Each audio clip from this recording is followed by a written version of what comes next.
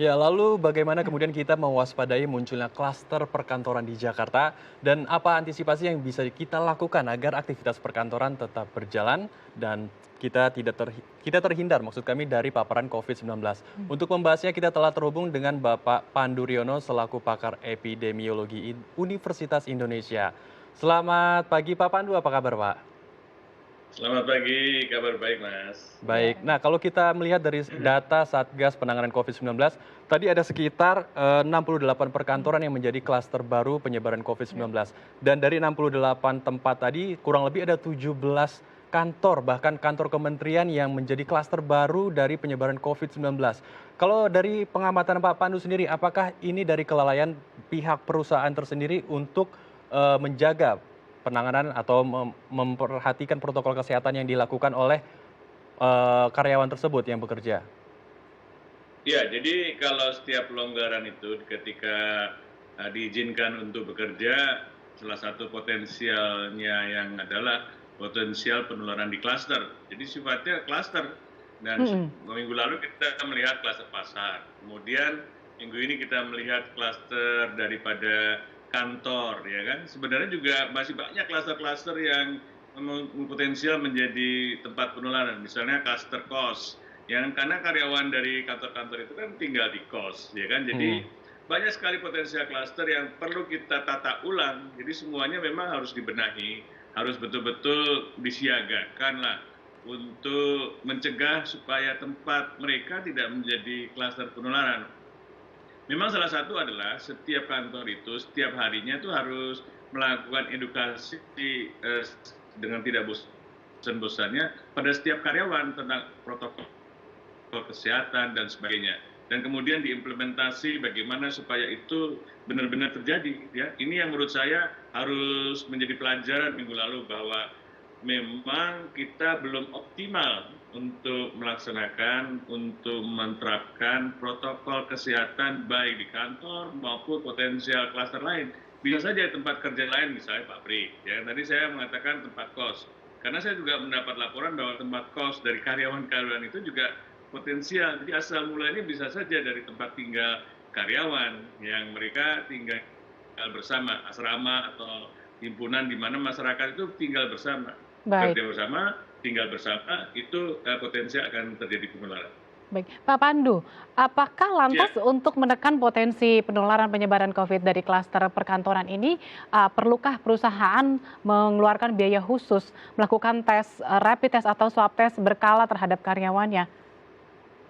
ya saya kira tidak perlu Mhm, melakukan rapid test karena rapid test itu malah menyesatkan. Rapid mhm. test kan Kenapa, Pak? mendeteksi antibodi. Bisa dijelaskan, Pak, Dia kenapa mendeteksi antibodi, ya menyesatkan? kan? Kalau mendeteksi antibodi itu biasanya non reaktif. Mhm. Non reaktif pada awal minggu pertama terinfeksi, sehingga tidak lagi dianjurkan untuk melakukan screening dengan menggunakan rapid test antibody. Jadi sebenarnya juga sebagai prasyarat untuk penerbangan juga harus dihapus. Banyak sekali kegiatan-kegiatan yang menggunakan rapid test antibody itu harusnya sudah dihentikan. Yang paling penting adalah melakukan edukasi. Hmm. Edukasi pada karyawan setiap hari betul setiap hari kata Pak Anies itu memang setiap hari dan juga diimplementasi. Ya, sebelum pulang juga diedukasi lagi karena kan pulang mereka akan menggunakan transportasi publik ya kan. Jadi kalau mereka belum punya masker memang harus disediakan oleh kantor dan sebagainya. Ini yang perlu dibantu oleh kantor untuk membantu karyawannya supaya bisa menerapkan protokol 3M, Hmm. memakai masker, menjaga jarak dan mencuci tangan. Itu Oke, dia protokol 3M yang harus dan wajib dilakukan iya, oleh para karyawan yang iya bekerja di betul. perusahaannya sendiri. Tapi pertanyaannya, ketika edukasi sudah diberikan setiap hari, mungkin sebelum dan setelah pulang kantor, namun masih ada yang lalai, perlukah sanksi tegas, Pak, bagi para karyawan yang melanggar protokol kesehatan agar mereka ini benar-benar bisa aware gitu terhadap dirinya sendiri dan juga Maupun orang orang lain lain, tentunya di sekitarnya? betul. Iya, kalau ketahuan positif kan sebenarnya udah disangsikan gitu. Jadi mereka eh, biasanya memang melanggar gitu kan. Jadi Iya, jadi harus diisolasi. betul. Sebaiknya Hmm. sekarang jangan isolasi mandiri. Lakukan isolasi selama 2 minggu di tempat khusus ya, Mhm, misalnya di Wisma Atlet. Kalau tidak bergejala. Pada umumnya kan karyawan-karyawan muda ini masih sehat ya, fit ya. Mereka tidak sadar mereka terinfeksi Hmm. dan harus diisolasi di tempat Wisma Atlet atau di tempat lain jangan di rumah atau di tempat kos, nanti potensial menyebarkan penularan pada teman-temannya atau pada keluarganya. Nah ini yang menurut saya yang ini harus di pemerintah itu masih ada pedoman di mana kalau ada kontak yang tidak bergejala maka boleh isolasi mandiri. Saya kira harus dihapus itu pengertian istilah mandiri karena tidak efektif. Yang terjadi adalah klaster rumah tangga akan menjadi meningkat pada masa mendatang. Klaster kos akan menjadi meningkat pada masa mendatang. Harusnya klaster itu tidak kita pandang sebagai stigma, ya. Jadi seorang boleh melapor, ya kan. Selama ini juga sebenarnya klaster perkantoran sesungguhnya jauh lebih banyak, tapi sebagian tidak melapor karena stigma tadi, ya kan. Jadi ini yang menjadi problem berat di DKI karena laporannya kan hanya berapa 78 tadi. Itu seharusnya bisa di atas 100. Oke, Pak Pandu, tadi Pak Pandu kan katanya sempat mengatakan harus ditata ulang dan tidak perlu melakukan rapid test. Nah ini sebenarnya bagaimana kita menata ulang untuk menghadapi klaster dari perkantoran ini agar tidak sampai di perumahan atau tidak sampai di kos-kosan. Nah bagaimana menata ulangnya Pak Pandu? Iya, menata ulang misalnya suasana kerja di kantor. Betul-betul sekarang kan masih diharapkan 50% karyawan yang bekerja, jadi bergantian.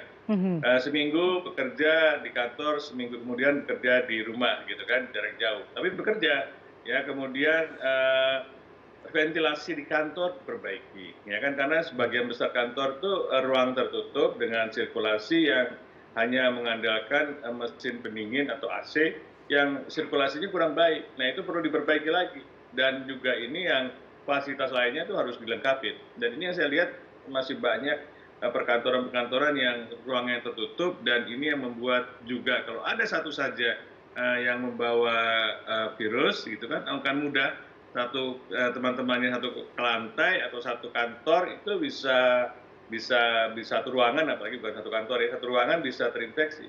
Biasanya di beberapa negara pengalaman di Korea misalnya itu satu lantai kita kosongkan kalau begitu ada yang positif, dan kemudian semuanya baru dites.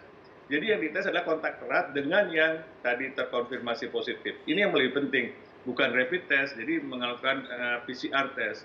Nah ini yang harusnya maka itu dilaporkanlah. Kalau ada kantor yang mendapatkan karyawannya positif dan kemudian tidak melaporkan ke dinas kesehatan, nah itu yang harus ditindak tegas karena dia membahayakan karyawan yang lain. Berarti intinya memang perlu ada aturan yang tegas juga ketika ada perusahaan karyawannya ada yang positif. Betul. Berarti harus segera melaporkan, dan kalau mau ya memang harus ditutup, begitu ya Pak Pandu ya? Ya biasanya satu lantai, nggak satu kantor. Baik. Atau satu ruangan. Satu ruangan, oke. Nah kalau kita berbicara mengenai perkantoran Pak, ini kan berarti ada ruangan ya. Dan belum lama ini juga WHO mengungkapkan bahwa penularan virus corona ini bisa melalui mikrodroplet ya yang ada di udara. Nah, kalau kita bekerja sehari-hari di perusahaan seperti ini, ruangan tertutup, dan ada statement tersebut dari WHO bahwa penyebaran virus corona bisa terjadi karena mikrodroplet dari udara. Ini bagaimana Pak tanggapannya? Ya, pertama satu, yang tadi kan kalau yang sakit jangan masuk kantor. Kedua, ventilasi kantor dibuka, ya kan, jadi jangan tertutup lagi. Nah, atau menggunakan mesin pendingin yang modern. Mesin pendingin yang modern itu juga melakukan sirkulasi udara keluar dan juga dipasang filter antivirus. Itu sudah diterapkan sejak kita mengalami pandemi flu burung. Jadi banyak mesin pendingin sirkulasi yang tersentral itu dipasangkan filter-filter yang untuk mencegah adanya sirkulasi virus. Itu yang harus diterapkan. Nah, ini yang menjadi tantangan dinas tata kota di DKI untuk mengecek semua bangunan kantor di DKI apakah sudah memenuhi syarat untuk pencegahan untuk COVID ini. Baik, kita harapkan juga pemerintah daerah juga mudah atau memang segera melakukan pengawasan berkala terhadap perusahaan-perusahaan ya. Terima kasih Pak Pandu Riono. Terima kasih Pak Pandu untuk informasinya. Selamat kembali bertugas dan tetap jaga kesehatan Anda, Pak. Terima kasih Mas dan Mbak. Baik, terima kasih. Ya pemirsa, berikut data penyebaran kasus COVID-19 di tanah air yang dirilis oleh tim Satuan Tugas Penanganan COVID-19 pada 30 Juli 2020 waktu 16 waktu Indonesia Barat.